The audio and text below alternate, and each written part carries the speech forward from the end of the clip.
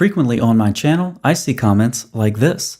So let's look at how Muslims come to the popular conclusion that Rebekah was 3 years old when Isaac married her. This is from Discover the Truth. I've annotated their assumptions in red. Some facts on what we have so far, skipping down to number 3. The incident on Mount Moriah and the birth of Rebekah happened at the same time, assumption, when Isaac was about 36 years old, assumption, same time when Sarah died, assumption. The verses all looked together tells us that Isaac was 37 years old when Rebekah was born. Assumption carried forward. Now we're going to talk about what the data actually say. Let's look at the first assumption.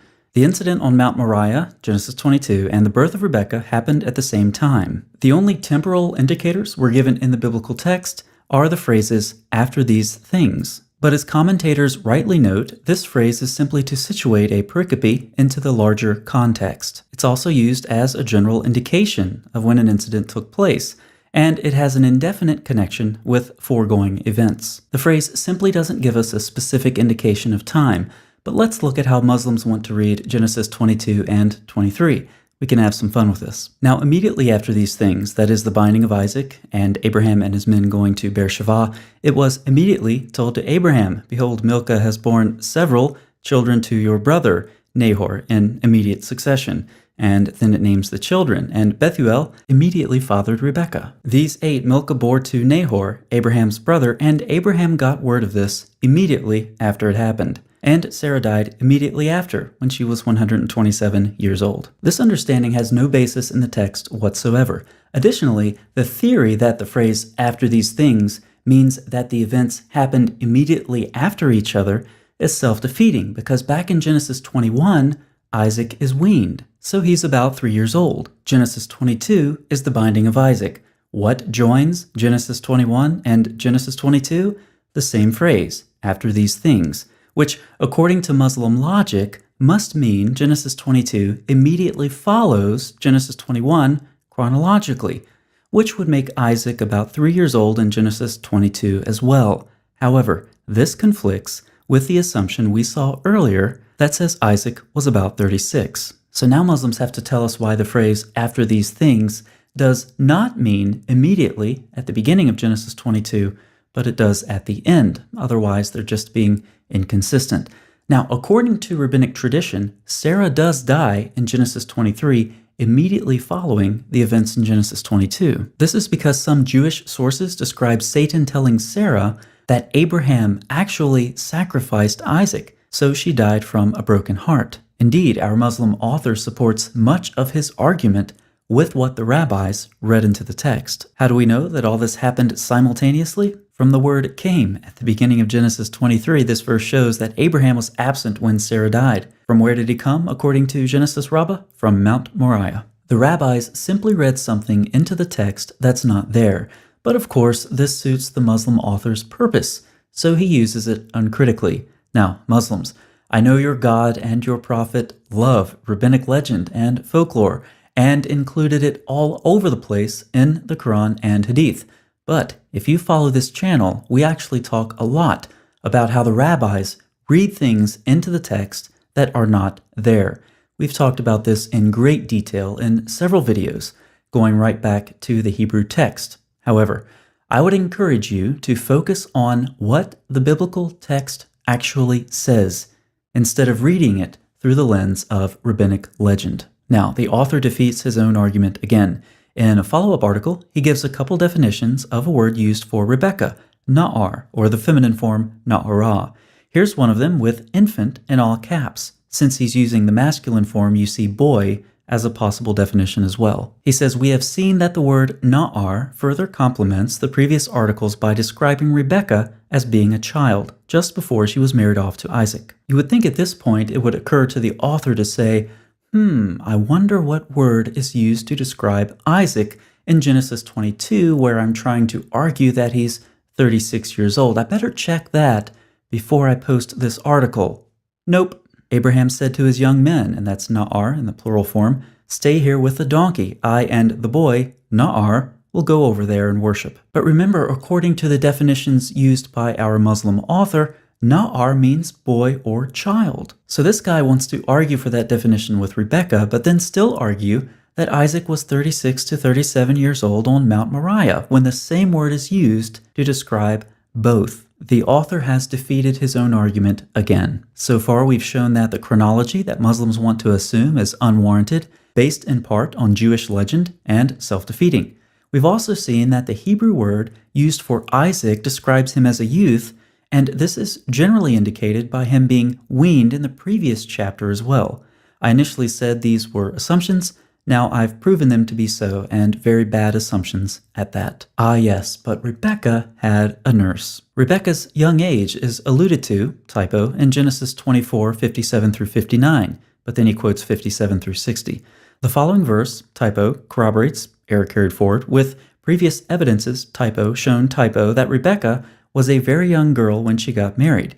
She was so young that she needed a nursing woman with her when she was married off. In order for this argument to be valid, it must be necessarily true that the mention of Rebekah's nurse means that she was so young that she needed a nursing woman with her. So, let's test this theory. Rebekah was sent away with her nurse in Genesis 24, and 11 chapters later, Deborah, Rebekah's nurse, died. So if the mention of Rebekah's nurse means she necessarily had to have a nurse with her, then that means that the age of Rebekah didn't change much from chapters 24 to 35. We can even add to this absurdity. In Genesis 25, Rebekah had Jacob and Esau. This is obviously between the mentions of her nurse in Genesis 24 and 35. So even after having children, Rebekah still needed her nurse. You get the point.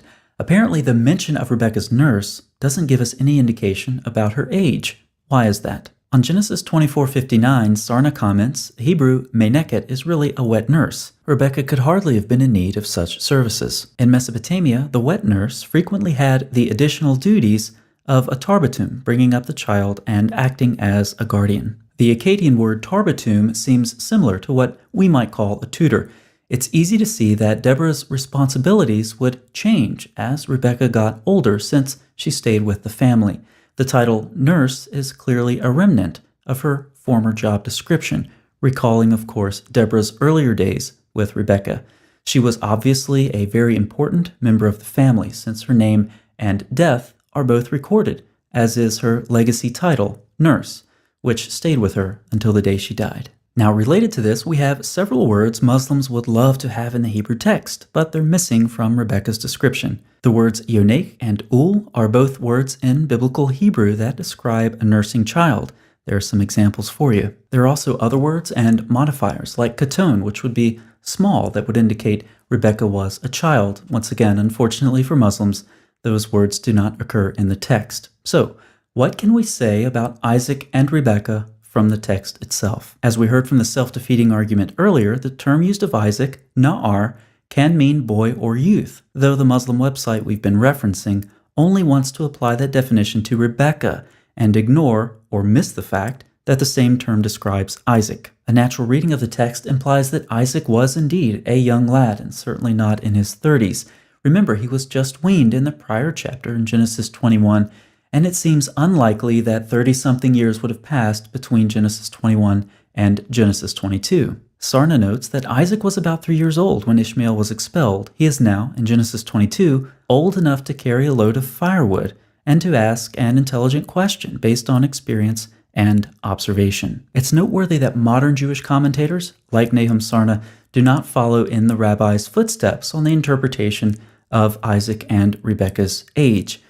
Rabbinic legend doesn't work too well in modern scholarship. Turning to Rebekah, several terms are used for her, and we need to take those into account as well. We have Na'ar, or the feminine form, Na'ara, Betula, and Alma. On Na'ar, or more specifically the feminine form, Na'ara, it's interesting to note that at least one lexicon the Muslim website used for the masculine form does not support child as a possible definition for the feminine usage for Rebekah. The Muslim author realizes he can't cite the feminine form of the definition. That would be self-defeating. Again, so he justifies using the masculine definition by saying it was later medieval periods that scribes added hey, making na'ar, na'ara, at the end to make a distinction of whether it was speaking about a male or female. Unfortunately, once again, for our Muslim author, the activity he's referring to is proven to have conserved the tradition that the scribes had received. They were not innovators. At best, he is incredibly ignorant, or perhaps he's deliberately deceptive. Let's look at some other words used for Rebekah. The Hebrew Aramaic lexicon of the Old Testament defines Bethulah as a grown-up girl in Genesis 24:16, while Almah is a girl able to be married. Sometimes this term is used of a young woman until the birth of her first child. So the words na'ar and na'ara have different nuances, like most words, and the feminine form, na'ara, can refer to an unmarried woman. Additionally, Abraham, Abraham's servant, and some of Rebekah's family members call her an isha, which is the typical Hebrew word for woman or wife. It seems reasonable to conclude, given the various nuances of na'ar and na'ara, as well as the fact that multiple terms are used to describe Rebekah, that the intent is to portray her as an ideal wife. That is, she's young, she's marriageable, she's also described as attractive. She's the stereotypical wife for someone like Isaac. If the author wanted to portray her as being in her childhood years, he did a very poor job. Genesis 24 gives us some other indications of her age and maturity as well. She came out of the city with her water jar on her shoulder. That's where she met Abraham's servant. She went down to the spring and filled her jar up with water, at which point Abraham's servant spoke to her. She said she would draw water for his camels as well, and she did. Camels can drink up to 25 gallons each. There were 10 of them. But let's say they weren't very thirsty camels, and they only needed 15 gallons each. That's 150 gallons of water. A standard vessel for drawing water in those days was about 2 gallons. That's 75 trips to the well and back. 1 gallon of water weighs just over 8 pounds, so accounting for the weight of the vessel and 2 gallons of water volume, we're about 20 pounds, or 9 kilograms if you prefer. So that's about 75 trips to the well and back again, carrying 20 pounds every return trip. And Rebekah, according to Muslims on my channel, was only 3.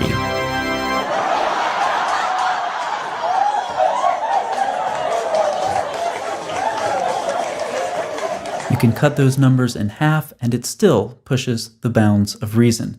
You get the point. Rebekah is also old enough to converse with Abraham's servant and make important decisions on her own. This is an interesting contrast with Aisha, whose consent is not asked for. She's simply taken off the swing set, her dolls are with her, and she goes to Muhammad's house for sex. She's explicitly described as prepubescent and immature in Muslim sources. So let's compare. Aisha was 9 years old when Muhammad had sex with her, described as a girl of immature age, was playing on a swing set with her dolls before she was penetrated.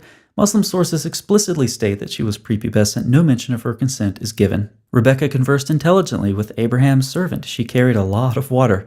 She's described with a variety of terms, none of which require her to be a child, and she's responsible enough to make important decisions on her own. The Discover the Truth website relied on rabbinic interpretation and legend, just like the Quran and Hadith. Its arguments are self-defeating. It has inadequate knowledge and analysis of the Hebrew text, and uses inconsistent methodology. Remember that the phrase "after these things" has to mean two dramatically different things in the same chapter. In the end, all these arguments from Muslims do is show how desperate they are to try to defend their prophet, who has said over and over and over again to have had sex with a 9-year-old girl. And when they can't defend him, they attack the Bible. And in doing so, they show us that they are just as biblically illiterate as their God and prophet were 1,400 years ago.